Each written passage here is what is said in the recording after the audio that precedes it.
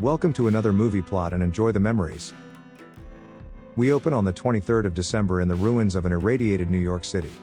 The year is 2025 and jackbooted foot soldiers are now the norm as the world recovers from a nuclear holocaust. Called to security service so that they can have SS's on their helmets, they have a psychic named Lilith on the run as they eradicate all the mutants. Sometimes these aimless foot soldiers accidentally kill these random pariahs with no mutations, so quickly just flee the scene. The Goose Step and Colonel Morgan is their leader, and for some reason there's always a cultural obsession in the form of a televised blood sport. Somehow everybody has a powered television set that they watch a reality show called Endgame, in which three men hunt a fourth for money. Today's competitor and our movie's hero is a hunter named Ron Shannon who's volunteering as the prey, which I guess pays more. Each contestant is allowed 2 of any weapon, so Shannon chooses a small caliber firearm and knife for whatever reason. The feathered and lethal hunter Woody Aldridge has the right idea as he wields an axe and automatic gun but dresses like a barbarian. Gabe Mantrax is a martial arts champion turned hunter but also brought along a machine gun in his puffiest of pants. And our final cowboy in black skinny jeans is Karnak, who's the highest paid out of the hunters because he actually gets to speak. The longtime rival of Shannon says that he's going to kill our hero, who gets a 30-minute head start to run away into the ruined city. The government enjoys live Endgame reports, but their color commentator keeps plugging an energy pill that replaces food in the future. When our leather-clad hero comes across the psychic Lilith, she's being chased by a gang of homeless people with boils on their faces. Shannon disarms the ugliest, then tells them to beat it, but doesn't join Lilith just yet and instead continues with the endgame. He causes Woody to run out of bullets, missing his shots, but instead of using his own gun forces the hunter to face him in melee combat. Seems like a dumb idea to knife fight this giant just for fun, but Shannon wins anyway by stabbing him in the back. The technicians show instant replays of the action as the movie keeps cutting to the security service slaughtering refuges of unarmed mutants. When Mantrax attacks Shannon, he throws his gun away for some reason, opting to kick the crap out of his opponent instead. He does a good job of it until getting dangerously close to our hero's face to strangle him, so Shannon just slaps him away. Returning the favor with a few kicks of his own, he kills Mantrax with an atomic knee drop, then a karate chop to the shoulder area. The final hunter prevents Shannon from picking up his gun, not that he uses it anyway, and chases him into an abandoned building. Lilith's hanging out there and says that she can help him defeat his rival, but only if Shannon will perform a little side mission. When Karnak enters, she uses telepathy to tell Shannon the best moment to leap out, which honestly he could have just figured out himself. He disarms Karnak with a whip that he just pulled out of nowhere, and the two knife fight to the death as the camera crew rush to the action. Karnak throws his knife, then picks up an axe, but our hero wins by throwing him over a balcony onto the ground below. Much to the audience watching at home's disappointment, Shannon spares his rival's life for no reason other than to satisfy the plot. The speaker congratulates the winner and offers him a drink filled with life pills, but there must be something fishy about them. Shannon just runs off to find Lilith being escorted away by 2 foot soldiers, so chokes one out, then gives the other a karate chop. The pair find the massacred enclave and 2 survivors who get Shannon on board with their plan to rescue more mutants. Professor Levin says they need to reach a meeting 200 miles west of the city in 2 days, which just so happens to be on Christmas. Shannon will get a bunch of gold for the job, so he goes around recruiting hired guns to help get the mutants to safety. First is a Cyclops called Bull who wears a turtleneck and keeps a dojo running during the apocalypse. Second is the creatively named Ninja, who's also been training at the School of Deadly Neck Chops and kills some random stranger.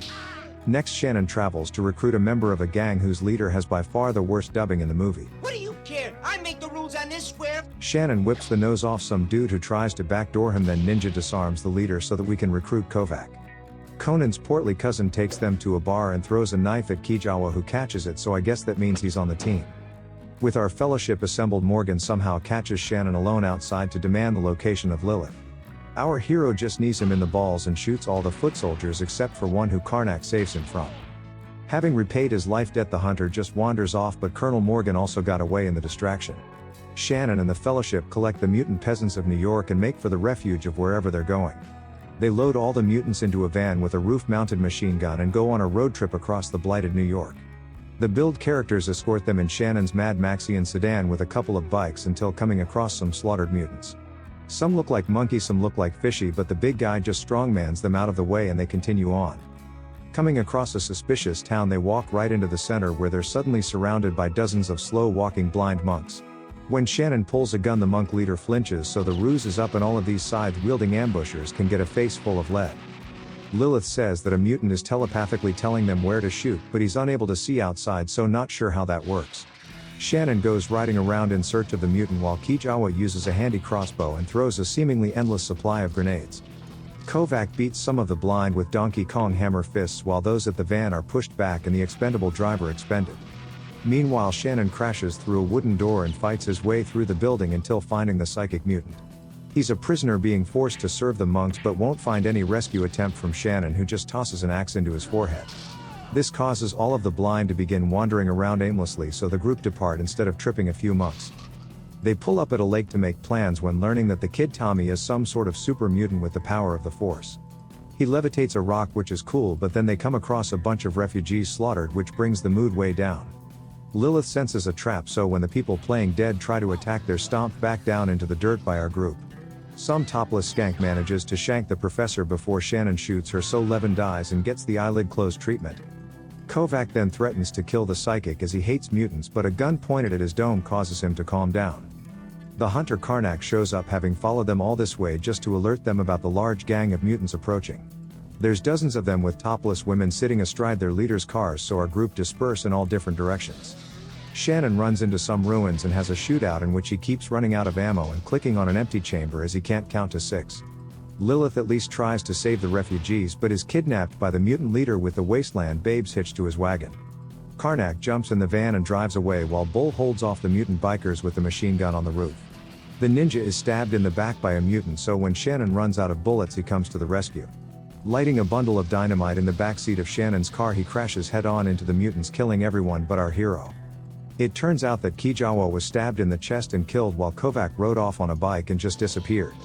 Shannon meets up with the rest of the party before realizing that Lilith is missing and going to rescue her with Karnak. She's currently tied to a bed in an old prison where the mutant leader has his way with her but is nice enough to cover her back up afterwards. When they arrive, Lilith reads Karnak's mind and warns Shannon that the hunter is just waiting until they get the gold before betraying them.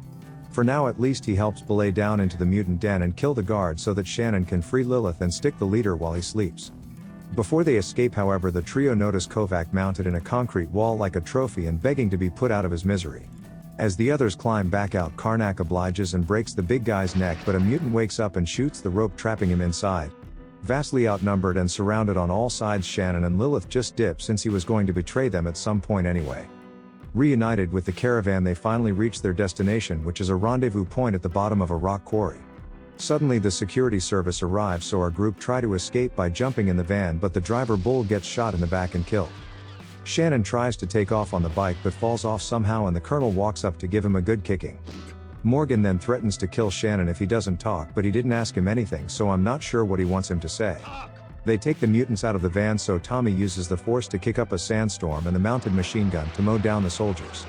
He goes on a rampage, and the ones that he doesn't shoot get crushed under a landslide of boulders or beneath the van they arrived in. Morgan is also made to turn the gun on himself, and when everyone's dead, a helicopter arrives to collect the kid that's going to need some serious therapy. 2 men deliver a box of gold bars to Shannon, and all of the mutants pile into the chopper like a clown car. Lilith asks him to go with them, but Shannon decides to stay for no particular reason, so she departs without so much as a handshake. As they fly away, Shannon goes to collect his winnings when Karnak shows up, having somehow survived the mutants. He challenges Shannon to finish the endgame, and after a couple of close-ups they charge into a freeze frame. And the movie ends.